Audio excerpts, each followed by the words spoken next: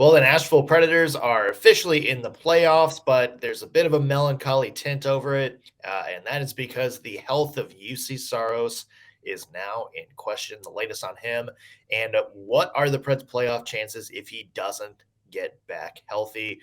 And also, is David Rittich going to be the guy, or could we maybe see Connor Ingram down the stretch? That's another conversation we're going to have.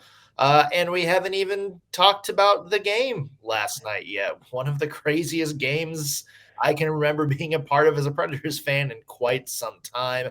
All coming up today on the Locked On Predators podcast.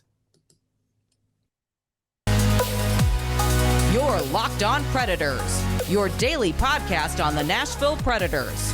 Part of the Locked On Podcast Network, your team every day.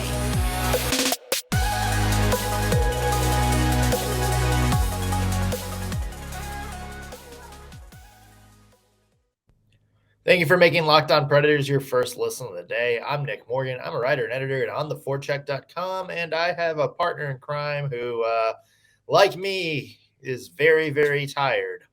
Yes, I'm emotionally exhausted from last night. I'm Ann Kimmel. I'm a writer at ontheforecheck.com. Emotionally exhausted and physically exhausted because by the time you had the recap for On the Forecheck, I did. I was doing stuff for Locked On Now. I was also doing just a couple of playoff breaker posts for On the Forecheck. So by the time I could decompress from hockey enough to lay down without having a panic attack, it was 1 a.m. There are not enough CBD gummies in the world for last night. Oh, golly. Yeah. I live in Ohio. I might need to make a drive to Michigan where there's more stronger legal options available for sure. Relaxation.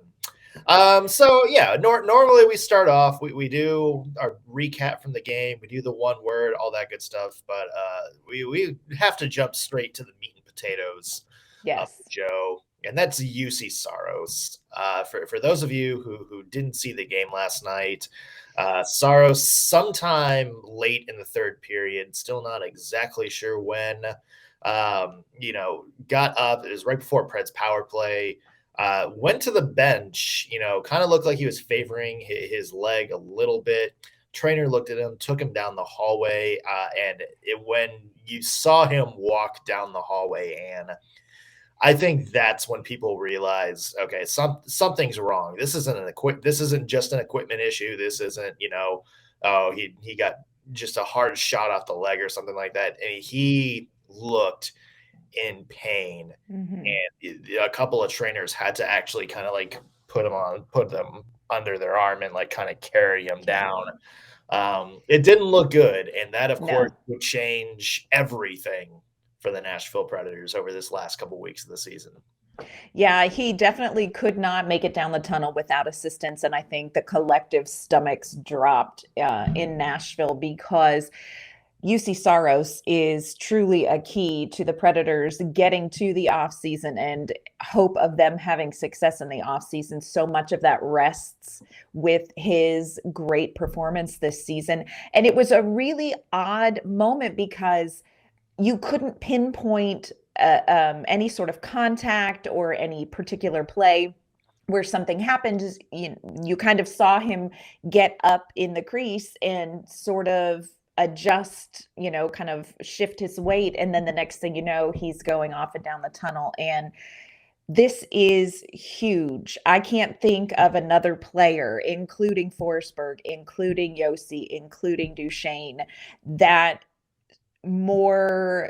is more necessary to the Predators moving forward than Juuse Saros. This is huge, and not in the good way. So there's a Twitter user, and I apologize if you're listening. I can't remember who it was, but they sent in a video of what they thought maybe might have happened. And that was about 7 minutes left in the game. Juuse Saros kind of slid over. This was the play in which, the puck went behind the boards on a penalty kill and bounced right in front of the crease. And I think it was Matthias Ekholm that kind of dove. It looked like on that replay that Saros's skate might have either hit the post or gotten caught on the outside of the post or something like that. And when he slid back over the other way, you could kind of see him almost like wrench at an awkward angle. But he stood up and kept playing. Somebody said that they thought he may have gotten looked up gingerly. There's another play a little while later where it was kind of a non-contact, and he went down to kind of like block the crease on a dump in. And when he stood up, he kind of got up awkwardly. A lot of people thought maybe there was a non-contact thing there.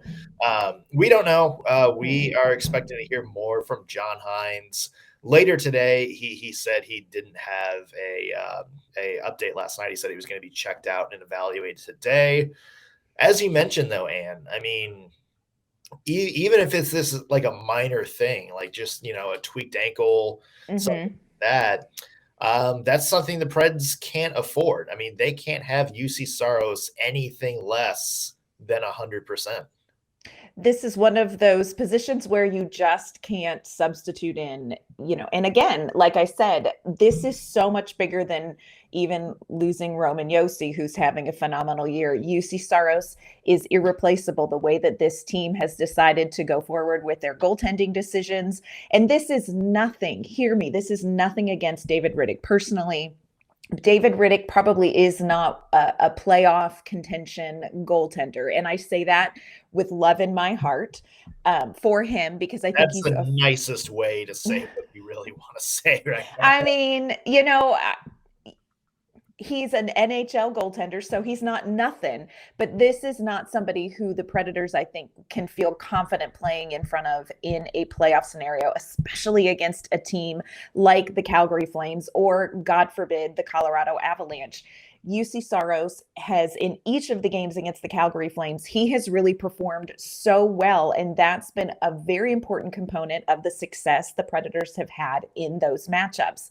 This is something that you can't just put another person in and necessarily recreate. And so it opens up a whole big discussion of what do the Nashville Predators do in net going forward. Even if Juuse Saros just tweaked something and he's going to miss these last two games, what is the game plan going forward? Do you put Rittich in net? Do you bring up Connor Ingram? There's a lot of questions, and it's a little bit frustrating because you and I have talked before at the trade deadline. This was one of those positions that everybody was like, look, if y'all are serious about making a deep run, making a significant splash in the postseason, we don't have the backup goaltender for that, said with love. And here we are. It kind of reminds me of back in 2006, where the Predators were basically at the time the best year in their franchise history. Thomas Vokoun was basically a Vezina frontrunner. There's a lot of people that had him as a Vezina favorite.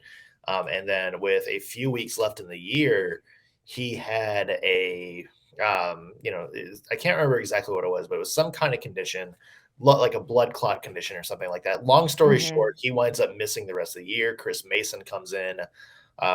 We love Mace, but you can tell it wasn't that same sort of game-stealing impact. Correct. It was before. Here's what I'll say about the Preds' current goaltending situation. I love David Rittich as a person. He is super fun, super nice guy. And again, he is an NHL goaltender. But so that's not for nothing. Yep. This season, he has been a liability like Ben Harper, like a Ben Harper level of liability, whereas it's not even the point where he's on the ice. He's not as good as, it's not like he's just a step down from Juuse Saros. He is somebody that will lose a game. Like that is something that where his impact will lose a game. And I don't say that again with malice. I am just saying what I see as I guess a commentator, what I see when I look at the stats. Whereas like Juuse Saros is stealing games that the Preds should have lost. Very true. David Rittich has been giving up games the Preds could have won. And I think that is my concern going forward. The 2 goals last night, everybody is saying, oh, you hate that for David. That's tough on David. Those are saves a regular NHL goaltender should have. And again, if these things happen, maybe that's, maybe we're being too harsh. Maybe it's one of those things where, you say, oh, well, every NHL goaltender gives up a softie like those every now and then. It just happens that his came in 2 crucial moments. True, but it's not this first time this season we've seen him give up goals like that either. The overtime goal, I think, is really a tough pill to swallow, because it's not like I can see the 0.1 second goal, and we'll talk about kind of a game recap in just a minute. I can see that last second goal. He had everything sealed off but the one spot. And of course, Tkachuk finds the one spot because he is anyway. But that overtime goal is really that one's a tough one to swallow, because it's not like there was any exceptional play. It's not like this was a shot like Roman Yossi's rocket of a shot, in the first or second period. This was just a regular shot on net, and it just watching it slide behind Rittich and past that goal line, just your stomach just sinks. That was a rough one. And one of the debates that people are having is this Heinz's fault?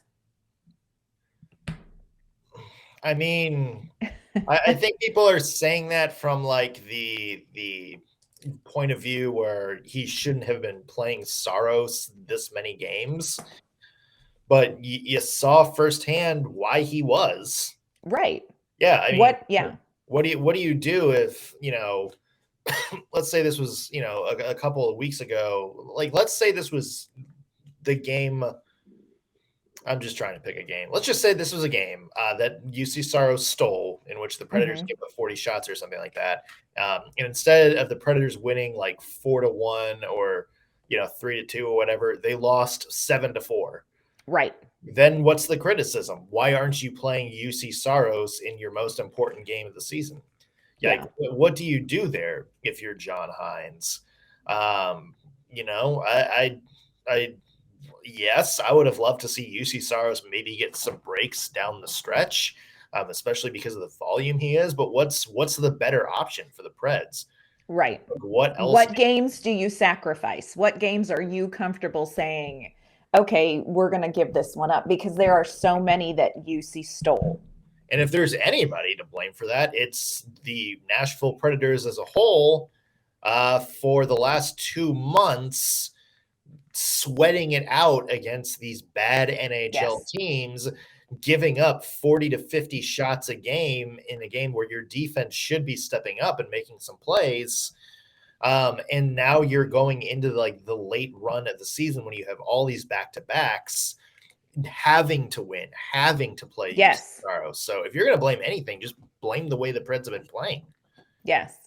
And Saros has the most games of any NHL goaltender this season. He's played 67 games. He's 2 ahead of Connor Hellebuyck, but he is carrying a very similar workload to Thatcher Demko, to Andrei Vasilevsky, to Jacob Markstrom. So it's not like this is, exponentially obscene. Yes. And again, I come back to, what do you do? If the Predators, like you said, had locked some of this stuff up earlier, can we just talk about March and regret? Right. Had that happened, we would maybe be in a different place. But the calls online I've seen for this is on Hines, this is one reason we need to fire Hines, this is ridiculous. So let's just stop talking nonsense. Yeah. Want to talk about the Connor Ingram factor? And do you see a possibility that he might come up? First, though, I want to mention today's show brought to you by our friends at HelloFresh. With HelloFresh, you get farm fresh, pre-portioned ingredients and seasonal recipes delivered right to your doorstep. So you can skip trips to the grocery store and count on HelloFresh to make home cooking easy, fun, and affordable. That's why it's America's #1 meal kit. talk about this all the time. I love HelloFresh. I've been using their boxes for years. Basically, I get in weeks where I am stressed out because my hockey team is doing something dumb with 0.1 seconds left in a game. Lots of other work and day job stuff that I just don't have time or energy to either go to the grocery store or cook. That's why I always order a box of HelloFresh instead. They send me the recipes. They send me all the pre-portioned ingredients cooked, ready to go. And it only takes me 20 minutes to throw them together. So I have a easy to eat, easy to cook, and easy to clean up after meal ready in just a matter of moments with not a lot of fuss. HelloFresh is a proud partner of the Nashville Predators and fueling hockey fans everywhere. So go to HelloFresh.com/LockedPredators16. Use code LockedPredators16 for up to 16 free meals and 3 free gifts. Again, that URL is HelloFresh.com/LockedPredators16. And the code at checkout is LockedPredators16. Yeah, the interesting thing, and about this goalie situation is, if Saros is out, who does anybody slide back up? The Connor Ingram. I know a lot of people have talked about him. I know Milwaukee has a playoff series coming up as well, but Nashville might be the priority there. Yeah, well, the Milwaukee Admirals serve at the pleasure of the president, as they say. If Nashville wants to call up Connor Ingram and feel like they need him, that's going to trump Milwaukee's playoff run. But this is a tough situation because we like what we've seen from Connor Ingram, not just the couple times we've seen him here in Nashville, but he's having such a strong season in Milwaukee. He's really come into his own midway through this season. But you are bringing Connor Ingram up and you are tossing him into, the fire. And this is not an easy ask for anybody to come up and jump into playoff hockey against. You look at Calgary and think about what, we saw last night, what that type of series would look like. Oh my gosh. But then you think the alternative is Colorado and nobody wants that. So this is a big ask, regardless of who they decide to put in net. If Saros is not ready to go in the postseason, this is a big ask for the netminder that the Predators decide to put in net. I personally think they need to bring up Ingram. I think they should bring him up and start him against Colorado and see how it goes. But yeah, I don't know. The thing is, I think Connor Ingram gives you probably your best chance to win a playoff series. Yeah. Plus, he's been playing more, so it's not like he's coming in ice cold. He's got playing time under his belt. I don't. It's going to be interesting, if they plan to ride Rittich, of course. And this is, guessing if you see right there. We still, for all we know, he may start game one. We don't know. Right. We don't know. But this is all backup plan. I'll tell you what's not going to happen is you're not going to see Yaroslav Askarov as the goaltender, as for some reason Twitter decided would be the contingency plan last night. I don't know how you quite make that, and love Askarov, but I don't know where that is a jump. You are jumping if you're saying Askarov. This is not doable. This is not how this works. It's not how any of this works. No, it's, you talk about a cold goaltender. Talk about a guy who has not played a second of North American hockey and has been a backup in Europe this entire season. Yeah, he's been blackballed by his own team there. This isn't, no. Let's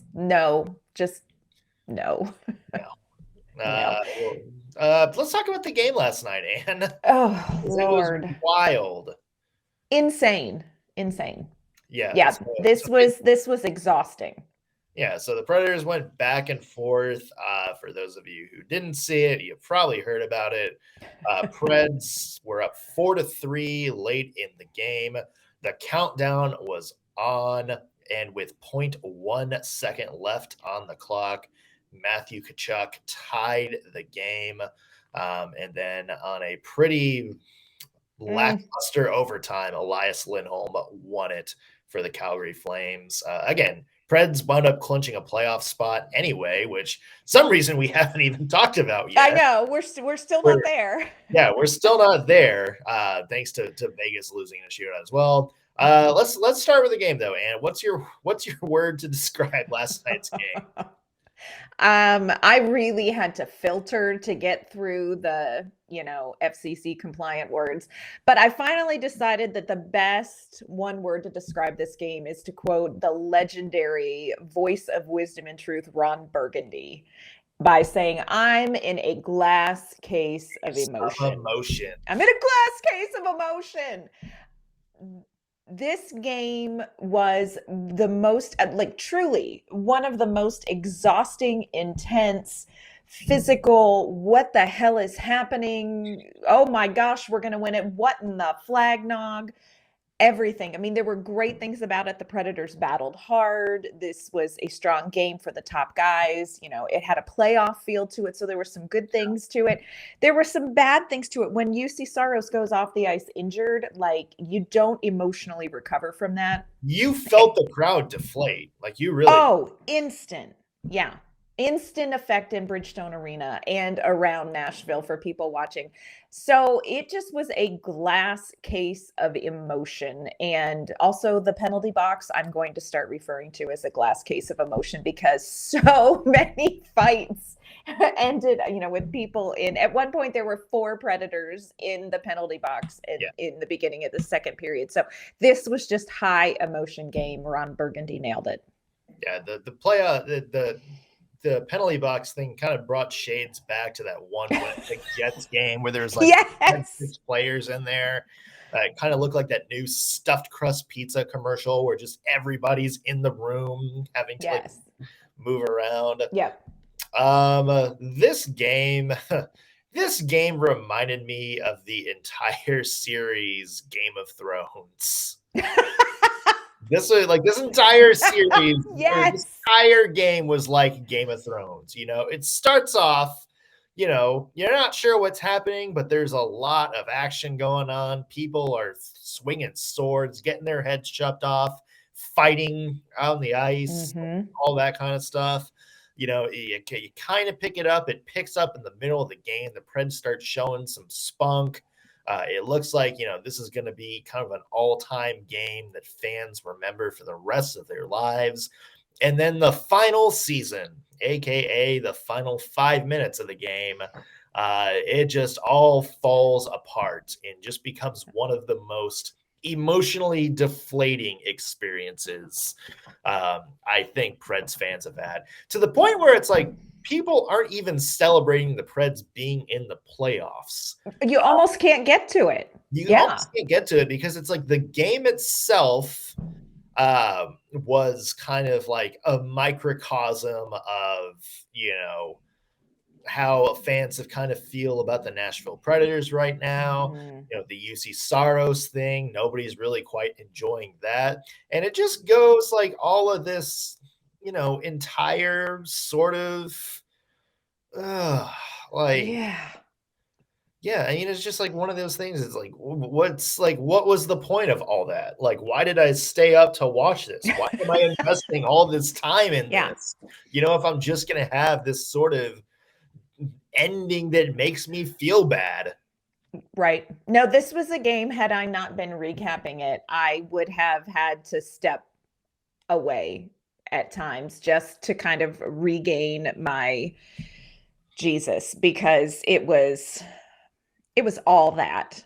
It was just, it was that game. It was Game of Thrones, 100%. Yeah. It was a good game for a number of Nashville Predators players. Roman Josi, Matt Duchene, Philip Forsberg all showed up big time for the Predators. But again, it's so overshadowed by losing Juuse Saros. It's really hard to get to the good stuff. Yeah. Well, let's try to get to the good stuff, shall we? We should. Yeah, we'll do that in just a second. Yeah, but first, want to let you know this episode is brought to you by our good friends at Built Bar. Nick and I have talked about this. We are both big Built Bar fans, not just because they're healthy, but because they are an easy, healthy snack that you can just throw into your life and go.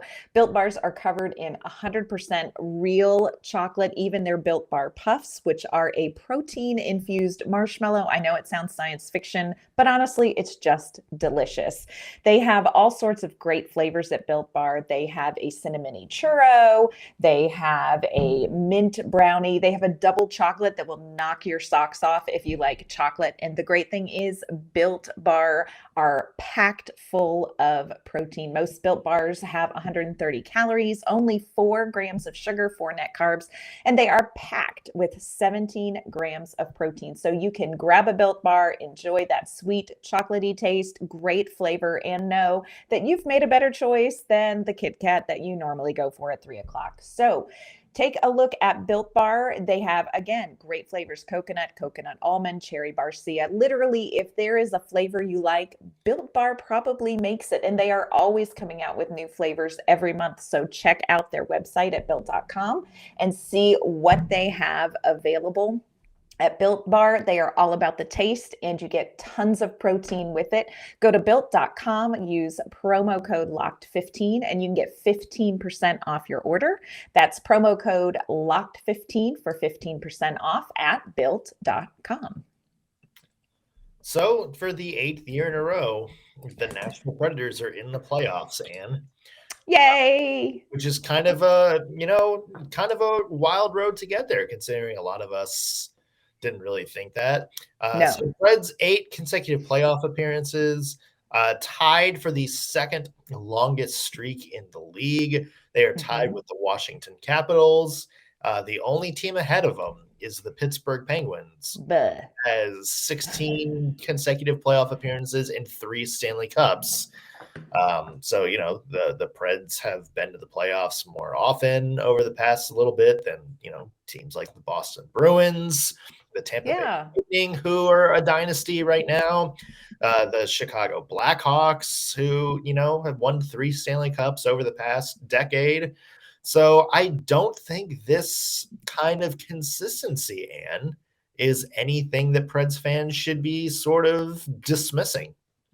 No, it really is a big thing. And like you said, especially when you look back at where expectations were at the end of last postseason, where expectations were at the beginning of this season. This is a competitive rebuild. If you look at a lot of the predictions for the Central Division, Nashville was at the bottom or second to the last. There were no expectations across the league for how the Predators would be able to perform and kind of get through this competitive rebuild. This was going to be a painful year, and it really hasn't been. This has been an amazing year. You look at the record setting going on with the Nashville Predators. You look at some of these games that they've been able to pull out. You look at some of the performances.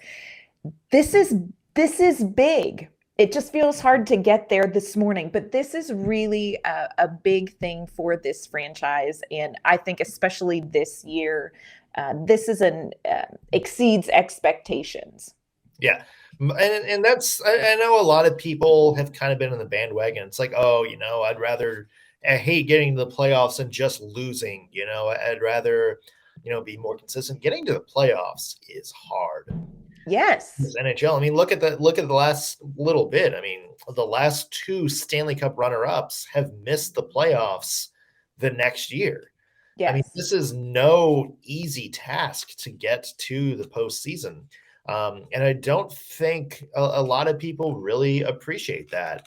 To be consistently good enough to get into the playoffs each and every year, I mean, that's a struggle. And like we said, even some of the teams that have been consistently good over the past decade have had slip-ups. They've had bad years. Remember, Tampa inexplicably missed the Stanley Cup playoffs only, a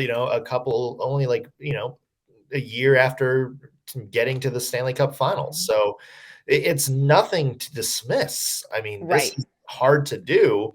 And I get it. It's frustrating to kind of be always, the last team in you miss out on the chance of a lottery pick, and then, you lose in the first round.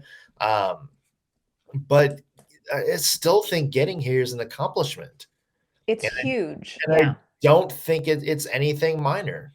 No, I think it's huge. And I also think, again, we've talked about John Hines, and I know that he is, for some people in the hockey sphere, enemy number one. But you look at what he has been able to do with a team that really had no business getting to the postseason. It was a hot mess. And looking at even the components of this team at the beginning of the season, expectations, we would not have thought that we would have been frustrated in March that the team wasn't doing as well as they were. This team has exceeded expectations, and it's okay to celebrate that. Like, are the Predators going to lose in the first round? Well, I sure hope not. But it's still an accomplishment. The Stanley Cup is the hardest trophy to win for a reason. And Nashville being able to consecutively make it, and, they're building something here. They're doing some things right.